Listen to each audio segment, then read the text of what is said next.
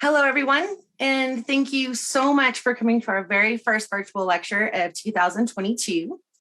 Our presenter this evening is of Cree Métis descent and is an associate professor of sociology and anthropology at Algoma University in Ontario. She is also a Canada Research Chair in Healing and Reconciliation and the author of the book, The Indigenous People of the Indigenous Paleolithic of the Western Hemisphere.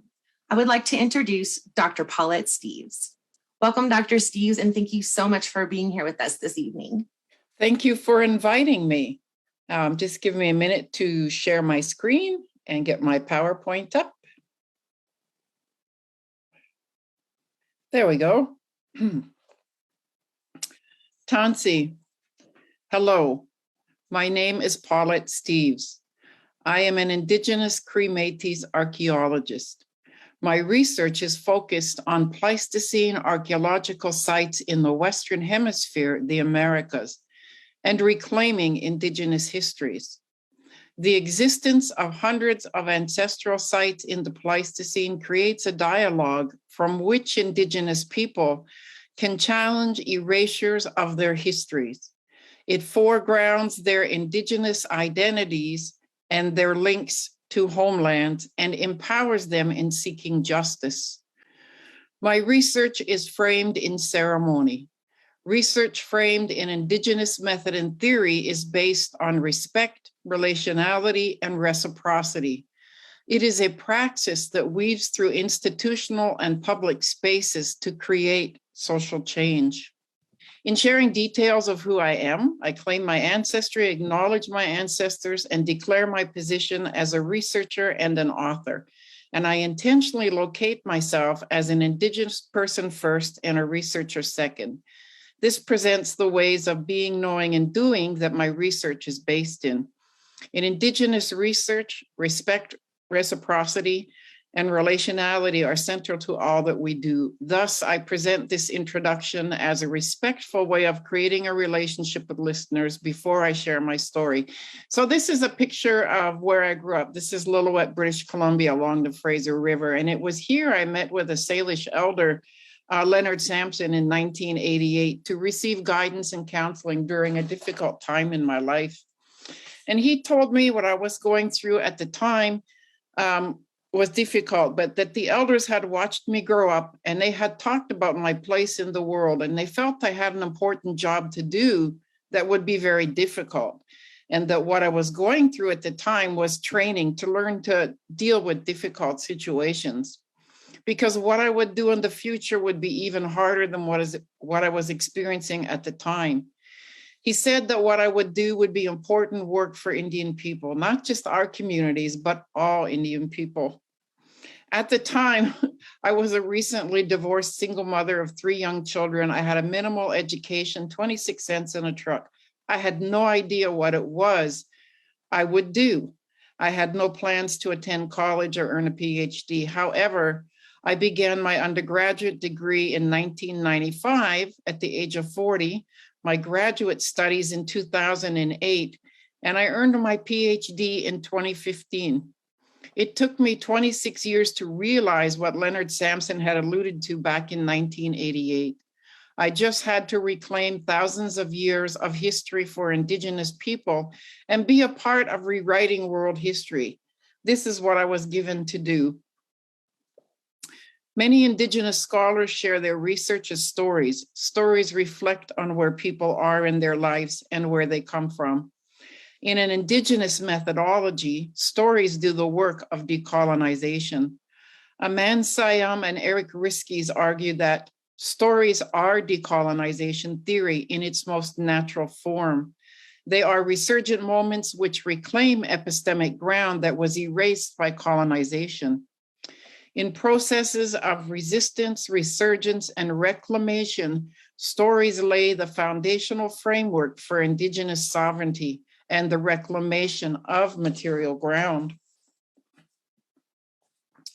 Stories go in circles. They don't always go in straight lines, and it helps if you listen in circles because there are stories inside and between the stories. And finding your way through them is as easy and as hard as finding your way home. Part of finding is getting lost, and it's when you are lost that you open up and you listen. So American archaeologists have created many stories regarding the indigenous past of the Western Hemisphere, the Americas. They claim that the so-called Clovis people were the first people to enter the Western Hemisphere and that they walked across the Bering Land area around 11 to 12,000 years ago. American archaeologists often discuss the first people of the Western Hemisphere as Asians from Asia. I like to remind archaeologists that Asia never existed 12,000 years ago, or Asians as a distinct group, cultural group 12,000 years ago, and that modern cultural identities are a much more recent phenomena. Despite Western claims of unbiased science with results of archaeological sites supported by solid evidence, there are many Western archaeological stories that travel around in unending circles of confusion and disagreement and are lacking in scientific data and evidence, like the story of the Clovis people. The only place the Clovis people ever existed was in the wildest imagination of the archaeological mind. To summarize my research, I sought to gain an understanding of the evidence for and the environmental possibilities of earlier than 12,000-year-old Pleistocene archaeological sites, and thus human migrations to the Western Hemisphere. What I have found through my research is that there are hundreds of pre-Clovis sites or pre-11 to 12,000-year-old archaeological sites in both North and South America, and evidence of mammalian migrations between the Western and Eastern hemispheres across millions of years. There are many forms of supporting evidence in every area of research. When seeking answers to questions, it is important to consider all forms of evidence and to weave a story based on a holistic view and practice. So these are a few of the mammals that were migrating from the Western to the Eastern Hemisphere and vice versa during the Pleistocene. This is a picture, a map of North America 21,000 years ago. This is the time frame that archaeologists say humans first entered North America. So the last glacial maximum lasted from around 24,000 years ago to 11 to 10,000 years ago. This was not an optimum time for humans or mammals to migrate. There were hundreds and hundreds of miles of very deep, thick ice. There was no food, no sustenance, no forest. This is not a likely time for successful migrations. This is North America 2 million years ago, and as you can see, it's completely forested. Some researchers have stated that it was actually a subtropical forest quite far north, and there was a landmass between the Eastern and Western hemispheres. So this is how we know that many Pleistocene species were traveling back and forth, because they left their evidence of being here on both continents. This is what Northern Asia looked like 2 million years ago and at earlier times. So we know from a lot of archaeological studies that early hominids were in Northern Asia over 2 million years ago, and that there are signs of modern humans and ancient hominids in Asia dating from recent times to over 2 million years. So we know that early hominids walked out of Africa and migrated into Northern Asia, 14,000 kilometers. They did that over 2 million years ago. They were very, very capable travelers. And we're supposed to believe that they got to Northern Asia, and even though it was all forested and there was a landmass, they never reached the Western Hemisphere. That doesn't make any sense. When you look at the record of global human migrations and mammalian migrations, it doesn't make any sense that early hominids or later modern humans would have stopped when they got to Northern Asia. So what is some of the evidence of migrations across that landmass, across millions of years, across Beringia? Well, we know that there are certain species that arose in the Americas. So paleontologists have discussed the dawn horse. The earliest known horses in the world arose in North America. To get to the Eastern Hemisphere, which they did, they had to migrate across land. And so mammals periodically migrated across the landmass areas between the Eastern and Western Hemisphere from the late Pliocene, 5.3 million years ago, to the late Pleistocene. So there were many species. One of the other species that arose in the Americas and migrated to the Eastern Hemisphere were camelids.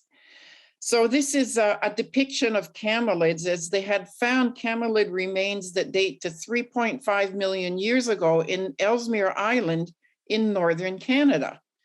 So yes, some species like those Canadian geese in the sky could fly, but the camelids needed to walk, and they needed food and sustenance for that long journey. Another mammal that has left a really strong record on the land around the globe is the saber-toothed cat. The earliest species of saber-toothed cat, the basal species, is known from an area in Florida from 5 million years ago. So saber-toothed cats likely followed their favorite prey, camels and horses, to the Eastern Hemisphere. But we have a record of mammalian migrations from mammals that arose in North America and walked and migrated to the rest of the world. So they offer us a lot of supporting evidence for possible migration routes. So what about evidence at archaeological site? Well, there's numerous pre-Clovis sites that meet or exceed the required scientific criteria for an archaeological site, which is discussed by Aravasio and Page as undeniable artifacts that were unmistakably human, an indisputable context, so direct stratigraphic association with extinct Pleistocene remains. So we know that at a lot of sites we find tools, sometimes even in the ribs or the bones are close to them, of extinct mammals from the Pleistocene. We also need to see valid and reliable control over chronology, which meant an undisturbed stratigraphy, and dates on materials and soils, preferably by 3 different labs. So what are a few of these sites? Well, the top picture is the top site. This is a site that Alan Goodyear has worked on for a number of years. He decided to dig deeper than the Clovis level that he found at this site. And when he found tools beneath the Clovis level, he said it was a weird feeling to be putting a career of 30 years on the table, but there's no turning back. The picture on the bottom is a picture from the Cactus Hill site, which dated to over 14,000 years. And it was excavated by a husband and wife team, the McAvoys. And they said they had invested more time and money defending their dates and conducting new tests than they had ever imagined. And although they think the antiquity of the site has been established, the effort had been very stressful. And if they were to do it all again, they might not dig so deep. So why do archaeologists state this? This area of archaeology in North America was called an area of academic suicide. If you wanted a career in North American archaeology, you didn't dare publish on a site that was older than Clovis or older than 11 to 12,000 years.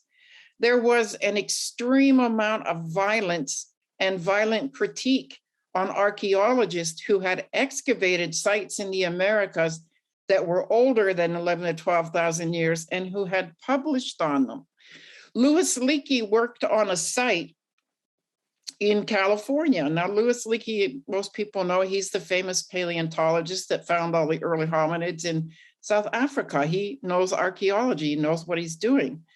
But when he worked on the site in Southern California, and he stated that the site was at least 50,000 years and perhaps as old as 200,000 years, he was labeled as a crazy old man who'd lost his mind.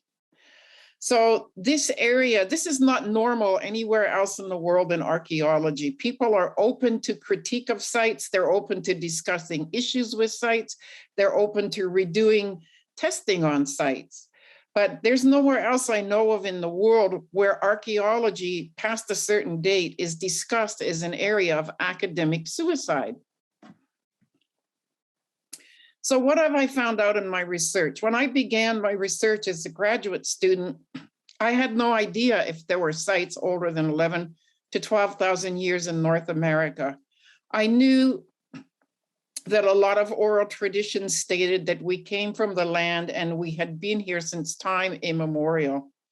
So I emailed Steve Holen at the Denver Museum of Nature and Science, and I asked him, do you know of any archaeology sites that date to earlier than Clovis? And he said to me in an email, he said, yes, I know of 10, but don't tell anybody what you're studying. They're just going to call you crazy. Well, if it's going to be your PhD dissertation, you kind of have to tell somebody. So I got the books and papers and reports on those 10 sites he had told me about, and every book and paper and report I read had more sites that dated to before 11 to 12,000 years, and I would get those papers and books.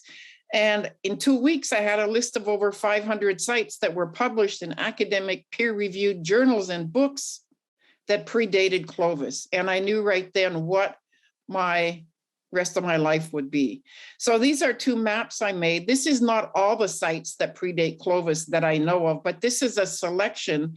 And it shows you that the sites covered all of North America and all of South America. And these sites date from over 12,000 years to as old as 200,000 years, which there's only a few. Most of them are between over 12,000 years to 60,000 years.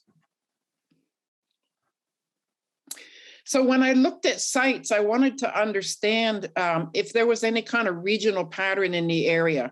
So I did a lot of reading on a lot of reports, and I visited these site areas to look at the landforms and just kind of get the feel of the place. And what I found is that there were numerous regional areas. So these sites were not anomalies. They weren't the odd one out.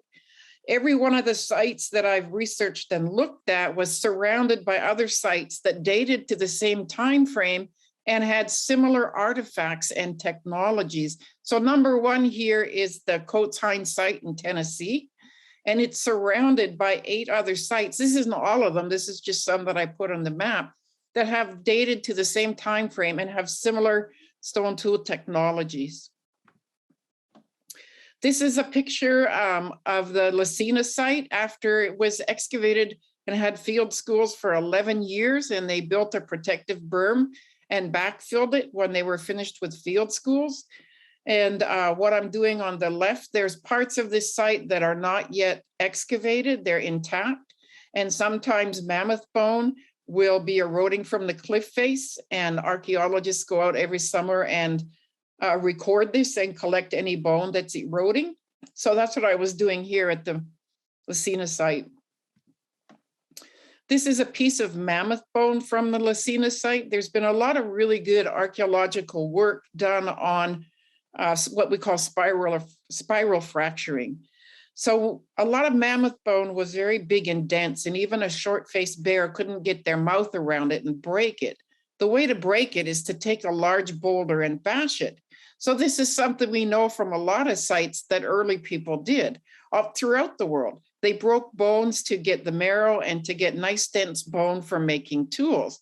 And archaeologists have done the work to be able to understand if a bone was broken when an animal was alive and maybe the animal broke it, or if it was broken after the animal died by another means. So this is where the Lucena site, it's number 1 on this little map. It's in southwest Nebraska along the Medicine Creek Reservoir. And sure enough, it's surrounded by other sites that date within the same time frame. So the Lucena site dates to over 18,000 years, calibrated years before present. Is it 8? No, radiocarbon, 22,000 calibrated. And it's surrounded by other sites that date from around 14,000 to over 18,000 years. They all have spirally fractured mammoth bone, and some of them have tools. So once again, we see this is not an anomaly. This is a regional area. This is a berm that is along New Highway 54. It's called the Highway 54 Mastodon site, but recently in publications, the Sereti Mastodon site. So this was an area where in California, they built a short connector highway between Highway 5 and 15 that both run north and south, just north of San Diego. They found 114 archaeological sites in that little short area. And one of the sites had a lot of mastodon bone, and it wasn't disarticulated. Some of it was organized and arranged in sort of little piles. So it really got the attention of archaeologists. And there's a lot of people that work in this area that are very, very familiar with the soils. And that's important in Southern California because of all the earthquakes and things they've had. So what you see here on the top left, you see a big chunk of mammoth bone, and you see a nice curve along the top. So that's an impact point where someone would have taken one of these boulders and impacted that bone to break it open. So mastodon bones were spirally fractured at this site and concentrated around these boulders. This is a drawing of a mastodon tusk that was found at the site. So there's no way that this tusk could have been washed into the land like this. It was almost straight up and down. It would have had to been placed by a human. And that tusk is still in conservation in the Museum of Man in San Diego. So what do we see around the Sereti site? So the Sereti site, I know that the archaeologists and the people working on this site sat on the collection and kept it in curation for a long time, waiting for the dating technology to get to a place where it couldn't be questioned for very old bone. And that's because that mastodon bone that was spirally fractured dated to over 130,000 years. And they knew they would be severely critiqued. The authors of the article on the Sereti site knew they would be violently attacked, and they were ready. And they planned for this for years. But they had seen enough evidence throughout the Americas that they were convinced that people were here that early, and they were convinced of the artifacts and the science at this site. So what do we see around the Sereti site? Do we see a regional area? Yes. Number 3 is the Calico site. That is the site where Louis Leakey worked on, that he was really critiqued for saying that it was older than 50,000 years. And there are a number of other sites in this area that could really use more work. We know around the China Lake area and Lake Mannix area that there were a lot of surface artifacts that people were certain were quite old. We know south of this area in central Mexico, there are 5 sites around a reservoir that have dated from 20,000 to as much as 200,000 years old. So yes, we see a very big regional area of sites with much older dates. So to complete my research journey, I traveled a road through my own connections to the land and the impacts of cleaved and disrupted connections to place and past. I came to understand that political and social disparities, including high rates of suicide among Indigenous populations, are intimately tied to historical, anthropological, and archaeological knowledge production of dehumanization and erasure. I walked paths of immense loss justified through archaeological discussions denying the civility, intellect, humanity, and heartbeat of Indigenous nations. Discourses on the histories of the Indigenous people of the Western Hemisphere, historically framed in a Eurocentric archaeology, are more a product of powerful ideologies based in a colonial past and conjecture than they are of the known archaeological record. The historically embedded boundary of recent post-late glacial maximum timeframes for first migrations to the Western Hemisphere is not simply based on the archaeological record, but it is based on a political construct maintaining colonial power and control over Indigenous heritage, material remains, and history. For part of my research, what I really wanted to understand was why had archaeology so strongly argued against early presence of humans in the Western Hemisphere. And it's very well documented that Alex Hurliška, one of the first archaeologists for the Smithsonian, had argued that Indians had only been here for 3,000 years and nobody could change his mind. And other Western archaeologists, such as Tom Dillahay, discussed him as an open, avid racist. So this is based in, when I say colonial archaeology, you go back into the 20s, the 30s, and you see a lot of racism and bias, not just in archaeology, but in processes of colonization throughout the world. Archaeology began to change after World War II. Well, Jesse Figgins from the Denver Museum went out and excavated a site late in the 1920s in New Mexico called the Clovis Site. He found those beautiful stone Clovis tools in the ribs of a bison that had been extinct for 10,000 years. It took him a few years to get other archaeologists to believe that he was right, that people had been here for over 10,000 years. And really, it's been stuck around that time frame for over 100 years. So I concur with Vine Deloria Jr. He said that unless and until Indians are in some way connected with world history as early peoples, we will never be accorded full humanity. And that matters in many ways. But this is my last slide. I'd like to read a poem to you that's from my book. I sometimes like to end some of my chapters with some closing thoughts in the form of a poem. This is called Finding Home. For many years, genocide tore us from our ancestors, from our places on the land, from our mothers and fathers and families, yet we never disappeared.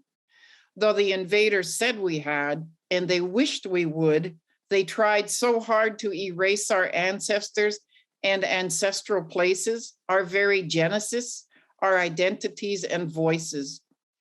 But we never gave up, and the land lives in our blood, courses through our hearts, and we are returning now to our places on the land, to our ceremonies, to our languages, reawakening to the voices of all our ancestors echoing through our hearts and mind, calling from often distant places, memories deeply etched in rivers of blood flowing gently through our veins and across the land. We are returning and awakening, sharing ancestor stories of places where memories are held within the land, held within the hearts of our ancestors. They welcome us home, reviving, reclaiming, retelling of our time and genesis on these lands. We are returning and celebrating, lighting the flames of the eighth fire.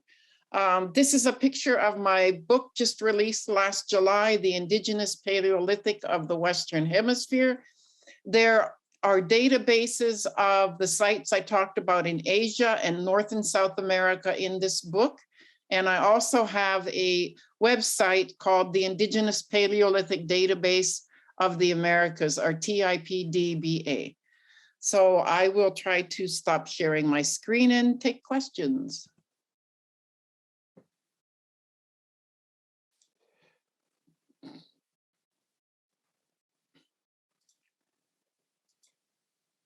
Oh, and I can't get the Zoom thing big again.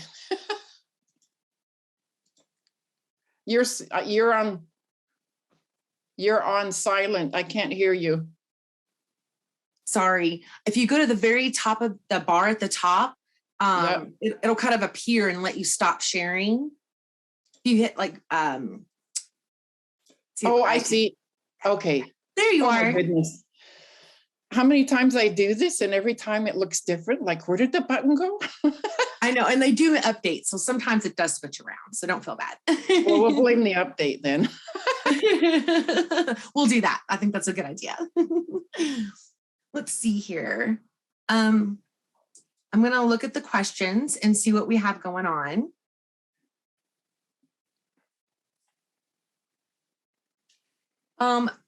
So you did cover where some of these sites are. Some people were asking where some of the sites are that you're referring to in in North They're America? pretty much in every state. They are just everywhere, which really amazed me when I began this work. I didn't expect to find that many, but I really owe a debt of gratitude to those archaeologists that put their careers on the line and published these sites. If they had not done that, I wouldn't have had anything to go on.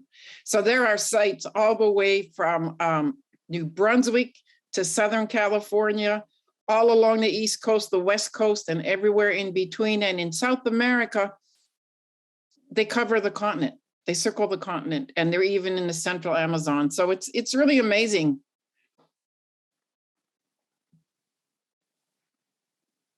Another one of our viewers is asking, has there been any genetic testing that confirms any of the data that you're presenting? Well, genetic testing for ancient people is very limited because the geneticists have less than 0.1% of the population's DNA from that time. And so even with contemporary modern Indigenous people, they have less than 10% of the data. So it's very difficult to make any claims on early humanity due to genetics or data. And I think part of the issue is there are a number of collection of older burials that go back into the late Pleistocene, like human remains from, maybe 8, 9, 10,000 years. But because there was such a bias against doing archaeology that was older than that in the Americas, a lot of it was hidden and remains hidden. And I think now, you think about it, we have the site, the White Sand site in New Mexico, right? That's footprints, that's human footprints that date to over 20,000 years. Well, guess what? The humans that made those footprints weren't dropped off by aliens. They had to walk across the land, right? They had to live on the land. So guess what's going to be around those footprints? A lot of their living sites. But people need to look for them. Archaeologists need to look for them. To do that, they need funding. To get funding, they need to normalize the fact that people were here prior to 12 to 20,000 years ago so they can get funding to do this research. You're getting a bunch of questions. I'm trying to capture them all and consolidate them for you. There was a question here that's regarding the time frame you speak of 130,000 to 200,000 years ago. And the question was, is there any evidence of Presapien hominids migrating to the Americas? No, there were two what we call Paulette skull caps that were found, I think, in the 20s. One was sent to a museum in Germany and got destroyed in the war, and one disappeared. I've seen pictures and drawings of them, and they had extremely heavy brow ridges. They didn't look to me like modern human brow ridges. So the evidence may be out there, but archaeologists need to get out there and do excavations and dig really deep. So a lot of times people don't realize some of these older sites. I worked on one site in Nebraska that was probably 45 feet below the top of a cliff, and we only found it because a reservoir had cut the bank away. So if you're an archaeologist and you're starting at the surface, you don't usually dig 45 feet to find a site, but a lot of times this is where the older sites are.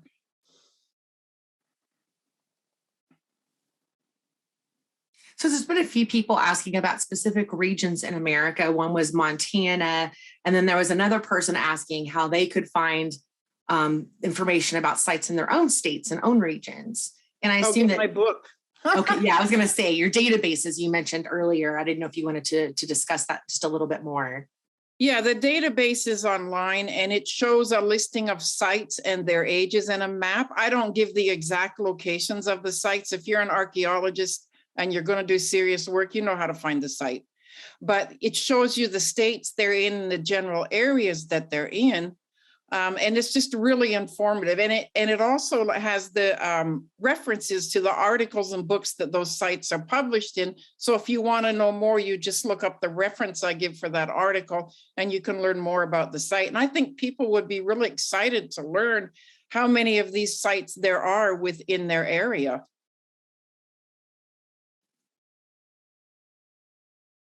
Okay, we had a question about the complete span of time that the Bering Strait was exposed and the approximate start and end date. If you could talk about that.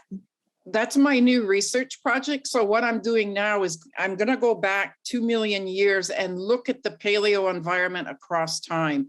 So there's a lot of good data on there about glacial maximums when glaciers were here and when they were not. We know that certain species only showed up in Asia, say maybe at 40,000 years ago, but they were here 24,000 years ago. So that tells us that species was able to cross a landmass. So this is a lot of research and a lot of data, and it's my next project that I'm just starting, is to actually do a map of that entire time frame of 2 million years, because also on the East Coast, during glaciations, the water was much lower. The entire continental shelf was exposed. So the distance to cross water between land masses was way shorter. And it may have times there would have been ice to walk across. So I want to look at the whole picture. No story is ever so simple as, oh, there's one story and people went one way at one time. No. Human evolution and human history is messy. It's got lots of stories. And part of our job as archaeologists and researchers is to pull all those stories together. Right now, we're really supported by new research technologies.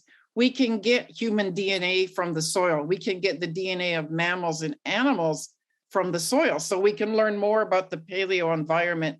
So it's really exciting moving forward that we have new research technologies and a lot of people working on things like the paleo environment, so we can pull all that data together and say, here's the exact times. And there's one chart in my book that gives people the time frames when we know for certain that there was a glacier or not, and a land connection or not.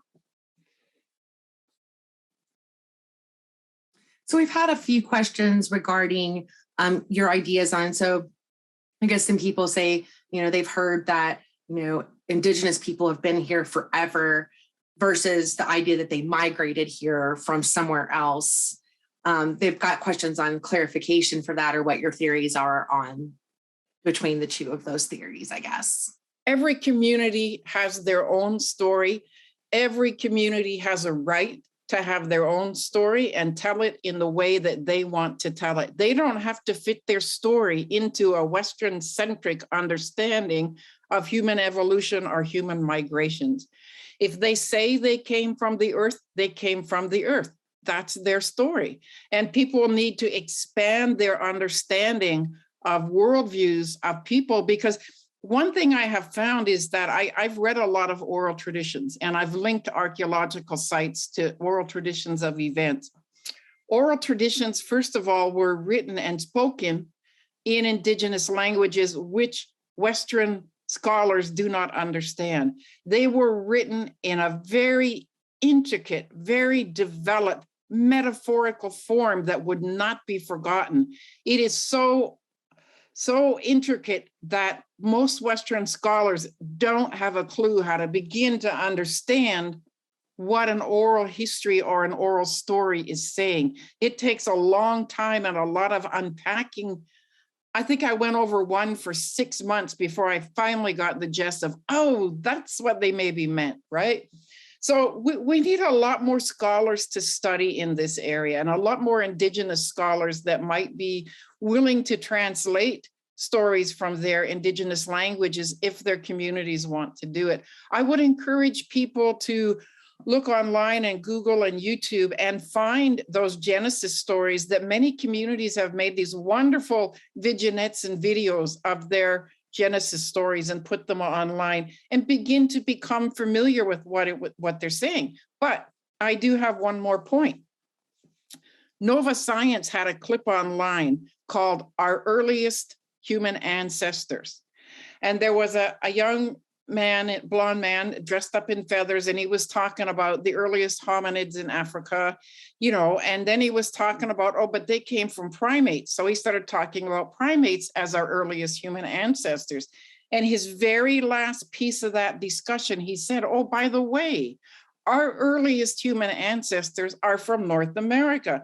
That's where we find the earliest proto-primates. This is another area I've written on. I have a book chapter out on our earliest ancestors, right? The earliest proto-primates in the world that we know of, the largest collections are from Montana and Saskatchewan, from the Badlands. This is where proto-primates arose. So if NOVA can say our earliest human ancestors are from the Badlands of Montana, who's to say we can't say we've been here forever, right? So it's just sort of a metaphorical point. You have white scientists saying our earliest human ancestors are from Montana, but you know, indigenous peoples are going to be questioned if they say they've been here forever. So there's a lot of ways to look at a story, and understanding the backgrounds to those stories and what they mean is really important. So there's just a lot of ways to think about things, I guess.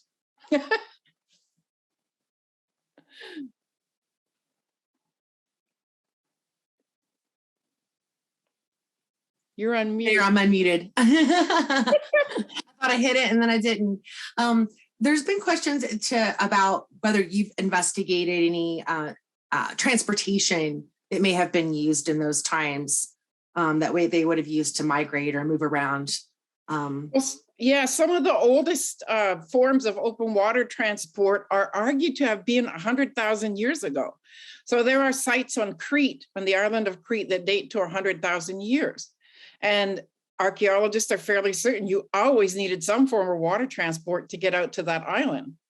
So if that's the case, early hominids were using, or early humans using water transport 100,000 years ago. Then you got people crossing what's called the Wallace Line from the mainland over to the island of Australia. You always needed water transport. That was somewhere between 60 and 80,000 years ago.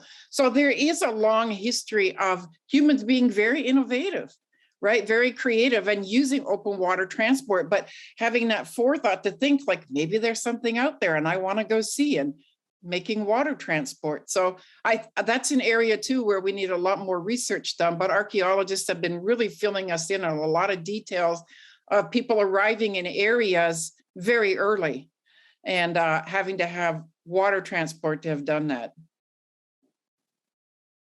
So yeah, there is an argument that the first people came along the northwest coast in boats along the edge of the glacier 14 to 16,000 years ago. And maybe they did, but I still say they were here much earlier than that.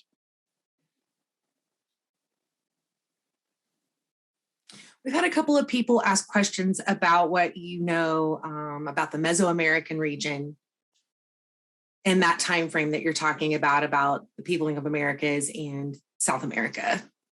There's not been a lot published on Mesoamerica, and what's published is usually in Spanish, which I try to read, but I'm not really good at reading. I've just reached out in the last year to a couple archaeologists and researchers from that area. So what I've been told is that archaeologists in that area have also been afraid to publish on earlier sites, afraid of losing their job, because the government, the nation state, likes a safer discourse, which says Indigenous people haven't really been here that long. So, you know, it gets really wrapped up in politics in a lot of areas, but I know that there are sites in Mesoamerica. There's a new one in Mexico, Chiquita Cave, that's dated to over 30,000. If people were in North America and they were in South America prior to 24,000 years ago, you're going to have a lot of sites you know, in that corridor, right, of Mesoamerica. We have a question from Facebook. They asked, if you were to pick a place in the US to research, what would be your top pick if the funding was there, of course? Oh my God, the $1 million question. I spent hours looking at Google Maps, like going, where is it? Where is it? But, you know, we find a lot of archaeological sites because they're in areas where we're doing construction and building cities and roads, and they're accidentally found. Some are found because, oh, well, the reservoir cut back and, you know, somebody noticed bones falling out and they told an archaeologist. So we find a site out in the middle of nowhere. There are so many really good areas where I know there are deep soils. So that's one important thing. We would be best to look in an area where we know there's undisturbed deep soils. And I know, like at the Lacina site in the area of southwest Nebraska, there are lots of undisturbed soils and lots of Pleistocene mammals within those soils. So it would be really hard to say. There are a lot of areas that would be really good to look at. And like I say, sites have been found throughout North and South America. And so it would just be trying to take your best guess and maybe doing some pre-testing with cores to look at the soils and pick an area. Somewhere warm, maybe. It's cold here. So we have a question. Do you have any advice for archaeologists starting out? How do we aid the decolonization of our fields? Read my book. Send me an email and I'll give you lots of papers to read. Never be afraid to ask questions, right? The student is the customer. Speak up. And there were a lot of people congratulating you on your bravery for standing at about your research. Yeah, so there's lots of that going on too. And you're going to get a full transcript, so you'll see all the nice comments that I'm seeing here. Oh, yay. Right now. So we also had a question. We had a question from a social studies teacher who asked how they could integrate this research and information into their history classes. Specifically, do you know any resources for younger students, say 11 to 18-year-olds? I'm just trying to write them. I've got them framed out and I'm trying to make them. There was one small book, but it was still very biased. So I'm trying to create materials for across from like grade 1 to grade 12 that aren't too complex, but just, explain the basics and the common sense of it all so that students can have another understanding besides what's currently embedded in education. So I'll try and write faster. But my website, they can always use my website. So we have a question about LIDAR, and would it be useful in locating potential sites? LIDAR is exciting. Oh my gosh.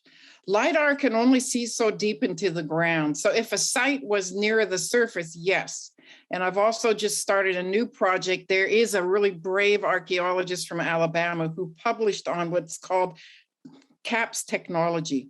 So CAPS is a stone tool that is pretty much identical to Lavoilis that we know from Europe, which is 200 to 300,000 years old. So I've just started creating a database of where those CAPS tools have been found in North America. That's one place that LIDAR might help us if there's large collections of those tools like he's been finding in some of the areas he's worked in. So yeah, there's a lot of new projects on the burner and it's getting very exciting.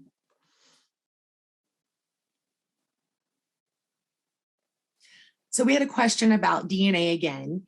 The question basically was that traditionally Indigenous communities do not embrace DNA testing. And they wondered if you thought that would change or if it's starting to open up now with all the new findings. It depends on the use of that. So if you've got a bunch of non-Indigenous scientists that want to bolster their career and take your DNA and not, involve you or include your voice, I wouldn't give it either, right? Who would? But I have to tell you, as an undergrad, I had a Native American community approach me. Would I be able to support them doing genetic research? They were trying to reclaim their ancestors from museums.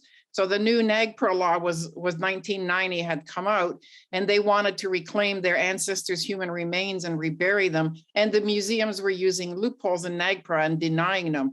So we didn't have a genetics lab there, but silly me, I said, sure. And I got a hold of one of the top geneticists in the Americas, and he agreed to do the work in his lab for me.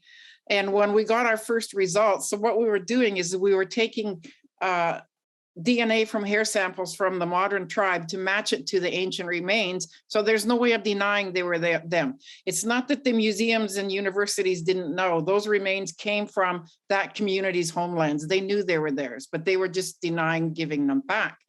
So the first results came in, and 2 weeks after I had a positive DNA type for that community reburied 500 ancestors because the museums knew and universities knew how stupid they would look if they didn't give them back, right? So if there is a reason for a community to have DNA testing done, believe me, they will get it done. And I know some communities that are doing their own preservation of skeletal material for possible future DNA testing. But when you look at, what are geneticists doing? They're not often helping Indigenous communities. They're building their own careers, right? And so, yes, I'd ask a lot of questions too. I do think it's changing and opening up. And I do think we need more researchers. There's a group out of Germany, the Max Planck Institute, that's doing amazing work in the Amazon. I've spoken with them. I've encouraged them to, use oral traditions, use language, use everything. Don't just count on the DNA. And people have begun to do that. And it's really hopeful to see researchers doing that. So I think we're going to see changes. One of our viewers asks, once we have exposed the colonial construct that tries to undermine us as primitive, do you feel Indigenous nations need to argue that we are equal or truly Indigenous? Does it really matter how long ago we were all here since we are first people? I don't think it does, but Vine Deloria made a really good point. So when we're looking at pushing back on racism and discrimination in uninformed people, we see that, historically archaeologists have called us Asians from Asia. Well, Asia didn't exist 12,000 years ago, and neither did an Asian culture. Why would they say that? To minimalize us, right? We're recent immigrants. So we need to address as much as we can and make changes as much as we can to those embedded discussions that are so discriminatory and racist. I don't think it matters if we've been here 6,000 years or 60,000, but I think where it matters is in changing how other people treat us and see us. And so when we go to, when communities go to the Supreme Court to get processes changed, they are respected in the same way as people that have been in other countries for 50 or 60,000 years. So to us, it doesn't make a difference. It makes a difference, though, in how the rest of the world sees us.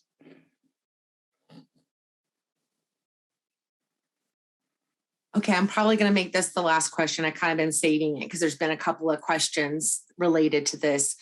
And it's basically, why do you feel like there are so many scholars that are adverse to the idea that, Indigenous people have been here past 12,000 years ago? And how have you personally experienced any negativity in kind of, presenting this research? And if you could talk about that a little bit. Nobody's critiqued me. I'm 6 feet tall and I got a big voice. Right. And I've been out there doing field work. I'm an educated Indian that knows what I'm talking about. So they're going to be very careful in critiquing me. I think it's been a long time coming.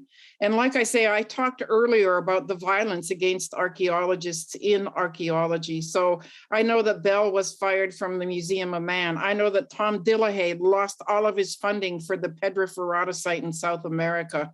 So archaeologists were just vehemently against this. And you have to take this deeper side into the politics and colonization of education and nation building to understand that. So some archaeologists have discussed how, in their publications, how a lot of archaeologists played handmaiden to the nation state. They only published what was safe to publish, what made the nation state look good, right? If you come to a land area like the Americas and you steal all the land and you kill a lot of people, you don't want to make them look like they're human. You don't want to make them look like they've been evolving and they actually are intelligent. And so that's been playing out for the last 100 years. And we're just getting to a place where there's a lot of really good critical scholars. There's Indigenous scholars, and they have a lot of peers that have really learned to be good critical scholars, right? So unpacking and discussing why this has gone on for so long is like unpacking and discussing, racism, bias, discrimination. It's all embedded in colonization, the building of nation states on stolen land from Indigenous people who are erased. I watched this amazing video. Rosalie Fish is a runner, and she paints the hand for missing and murdered Indigenous women on her face when she runs. And she said, when we acknowledge them, they become human, right? Acknowledgement plays a huge role in justifying people as being human, as being valuable. as being alive, as being intelligent. And so for a long time, Native Americans and First Nations, Indigenous people have been framed, stereotypically framed as not capable, not intelligent, not having intellect. Well, guess what? We're showing you otherwise. We're totally showing you otherwise. And I'm using archaeological history to show just how skilled people were. Can you imagine surviving on a continent where there's mammoths and mastodons and giant short-faced bears, you know, and giant saber-toothed cats and everything running around? You have to be very careful. You have to be very mindful of your environment. You have to know what's safe to eat. And so delving into all of this is really interesting. And I will really encourage students to learn about the sciences we use to do this. How do we know what plants are in the soil? How do we know what they used for medicine? How do we know, you know, what their ceremony was? They left their stories in the land for us. Those artifacts, those remains, those are their stories, their knowledge. And if you look at the Americas, I just did a database of rock art sites in Canada. I only got half of them, and it's like 1,500 sites. That's knowledge on the land. Those just aren't pictures. That's teaching, that's history, that's knowledge, that's ceremony, that's education on the land. And I hope to work with communities and create some materials from them rock art sites for First Nation schools as here's some of your history from the land. So yeah, I could rant on forever, but I'll stop. And thank you so much, everybody, for coming and for your questions. I really appreciate it. I've enjoyed it very much. It's been an enlightening talk. I think we had a great discussion. People were very grateful for all the information you shared. And like I said, I'll share questions and comments with you. And if you want to reach out to people separately later on, the email addresses and stuff will be there for you. And if people, you know, are thinking of projects like, hey, we need a book for grades 4 to 6, or we need a book for grades 8 to 12, email me. I'm working on it, right? I'm trying to pull it together, and email me and we'll talk about it.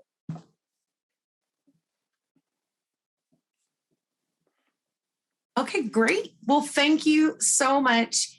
And it was just fantastic. And thank everyone here for coming. Do you have any parting thoughts, Paulette, before we break away?